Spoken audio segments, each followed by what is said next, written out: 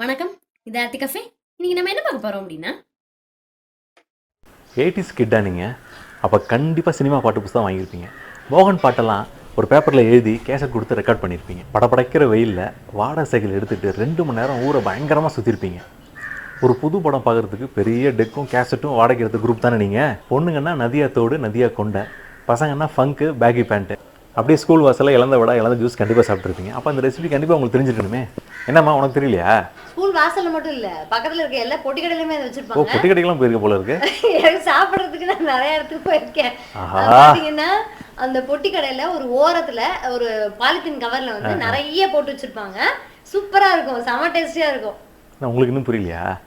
அப்போ வாங்க ரெசிபிக்குள்ளே போயிடலாம். இத்தனை பில்டப்புக்கு பின்னாடி இருக்கிற ரெசிபி என்னன்னு பாத்தீங்கன்னா பால்பன் தாங்க. ஸோ நம்ம ஸ்கூல் படிக்கும்போது நிறைய சாப்பிட்ருப்போம். அந்த பால்பன் தான் இப்போ எப்படி செய்யறதுன்னு பார்க்க போறோம். அதுக்கு என்னென்ன தேவையான பொருட்கள்னு பார்க்கலாம். மைதா 1 கப், கெட்டியான ஃப்ரெஷ்ஷான சூப்பர் தயிர் வந்து 1/2 கப், சர்க்கரை பொடி பண்ணது 1/2 கப், 2 டீஸ்பூன் வெண்ணெய், அரிசி மாவு 2 teaspoon, baking powder 1/2 teaspoon, baking soda ஒரு 1/2 சிட்டிகை. இப்போ நம்ம என்ன பண்ணிடலாம், இந்த மாவு எல்லாத்தையும் சர்க்கரை எல்லாத்தையும் ஒன்றா சேர்த்துருவோம். அரிசி மாவு, பேக்கிங் பவுடர், பேக்கிங் சோடா நல்லா அப்படியே கலந்து விட்டுப்போம். சர்க்கரை இப்போ சேர்த்துக்கிறேன், அதையும் நல்லா கலந்துட்டு வெண்ணெயையும் சேர்த்து மிக்ஸ் பண்ணிப்போம். கடைசியா தயிரை சேர்த்து நம்ம பிசைய போறோம். தயிர் சேர்த்து நல்லா மிக்ஸ் பண்ணியாச்சு. அது கூட நான் ஒரு 2 டீஸ்பூன் தண்ணி மட்டும் சேர்த்தேன். இப்போ இந்த பாத்தீங்க அப்படின்னா இந்த மாதிரி கிள்ளி எடுத்து போடுற மாதிரி இருக்கும். இதுதான் இதுக்கு கரெக்டான பதம். இதை வந்து ஒரு 15 மினிட்ஸ் கழிச்சு நம்ம பால்பனா பொரிச்சு எடுக்க போறோம். மாவை நல்லா பிசைஞ்சு வச்சு 1/4 மணி நேரம் ஆச்சு. இந்த மாதிரி பக்கத்துல வந்து ஒரு கொஞ்சம் தண்ணி வச்சுக்கோங்க. தண்ணியில இப்படி கையை நனைச்சிட்டு கொஞ்சமா இப்படி மாவு எடுத்து, ரொம்ப எடுக்க வேண்டாம், ஓரளவுக்கு இந்த அளவு எடுத்தா போறோம். இதை வந்து இப்ப நம்ம காயிற எண்ணெயில போட்டுருவோம். எண்ணெய் ஆல்ரெடி நான் காய வச்சுட்டேன். ஸோ அதுல இருந்து இந்த மாதிரி போட்டுருவோம். மேல நம்ம தண்ணி வச்சு தொட்டுக்கிறதுனால அது இந்த மாதிரி சவுண்டு போடுது. ஸோ இதே மாதிரியே இன்னும் ஒரு 2-3 போட்டுடலாம். நல்லா அழகா கோல்டனா அது அப்படியே பொரிஞ்சு வரணும். ஸோ இந்த மாதிரி நிறம் மாறினதுக்கு அப்புறமா இதை எடுத்துடலாம். ஆக்சுவலா இது வந்து நம்ம சிம்மிலே வச்சுதான் பொரிக்கணும். அப்பதான் ஃபுல்லா உள்ள வரைக்கும் வந்து அது வெந்திருக்கும். எல்லா மாவையுமே பால்பனா பொரிச்சு எடுத்தாச்சு. ஆக்சுவலி இது வந்து நம்ம உள்ள வந்து சர்க்கரை போட்டிருக்கோம் இல்லையா, அதனால இது வந்து கொஞ்சம் நீங்க பொரிச்சு எடுக்கும் போது சாஃப்டா இருக்க மாதிரி இருக்கும். அப்படி வெளியில வச்சு ஆறுனதுக்கு அப்புறமா ஹார்ட் ஆயிடும். இன்கேஸ் நீங்க உள்ள சுகர் போடல அப்படின்னா வெளியில வந்து பாகுக்கு கொஞ்சம் நிறைய சுகர் போட்டு வச்சுக்கலாம். நான் உள்ளேயே நம்ம சுகர் போட்டு பிசைஞ்சு பொரிச்சு எடுத்ததுனால நான் பாகுக்கு வந்து 1/2 கப்பு தான் நான் சுகர் எடுத்திருக்கேன். மூழ்கிற அளவுக்கு தண்ணி விட்டு இதை நம்ம என்ன பதத்துல எடுக்கணும் அப்படின்னா ஒரு 2 கம்பி பதத்துல எடுக்கணும்.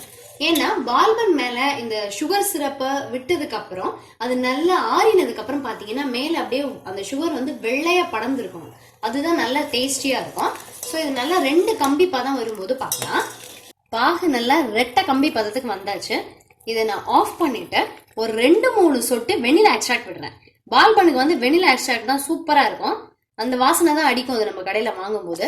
ஸோ அந்த எக்ஸ்ட்ராக்டை விட்டு நல்லா அப்படியே கலக்கி விட்டுறேன். இதை வந்து நம்ம என்ன பண்ணோம் அப்படின்னா அப்படியே இந்த பால்பன் மேல ஊத்தணும். ஊத்திட்டு ஒரு கொஞ்ச நேரம் கழிச்சு தனியா தட்டுல எடுத்து வச்சிடணும். ஸோ அப்படியே வந்து இது மேல அந்த பாகு விட்டுறேன். நான் எல்லா பக்கமும் பாகு வந்து நல்லா படணும். கொஞ்ச நேரம் அப்படியே இதுலயே இருந்ததுக்கு அப்புறமா நம்ம வந்து தனி தட்டுல எடுத்து வச்சிருவோம். எல்லாத்தையுமே நான் ஒரு 10 நிமிஷம் கழிச்சு ஒரு தனியா ஒரு தட்டுல வந்து இப்படி அடுக்கி வச்சுட்டேன். இது இப்ப சூடா தான் இருக்கும். ஏன்னா பாகு வந்து சூடா இருந்ததுனால ஆறுறதுக்கு வந்து ஒரு கிட்டத்தட்ட ஒரு 1/2 நாளாவது பிடிக்கும். அந்த 1/2 நாள்ல தான் மேல வந்து அப்படியே வெள்ளையா அந்த சுகர் வந்து திருப்பி ரீகிறிஸ்டலைஸ் ஆகும். அப்பதான் அது வந்து டேஸ்டியாவும் கொஞ்சம் ஹார்டாவும் இருக்கும். இப்ப நம்ம எடுத்து சாப்பிட்டோம் அப்படின்னா மேல அந்த பாகனுடைய பிசுக்கோட நல்ல சூப்பரான பால்பன் வந்து ரெடி ஆயிடும்.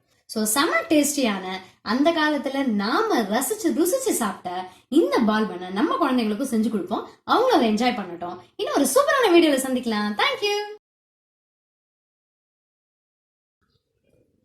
நீங்க 90s Kitta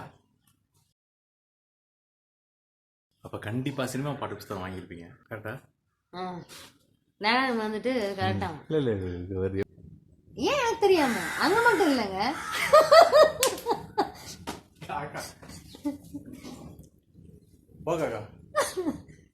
Where is the crow? Where is the crow? உங்க தலைக்கு மேலதான் கக்கா போகுது காக்கா போ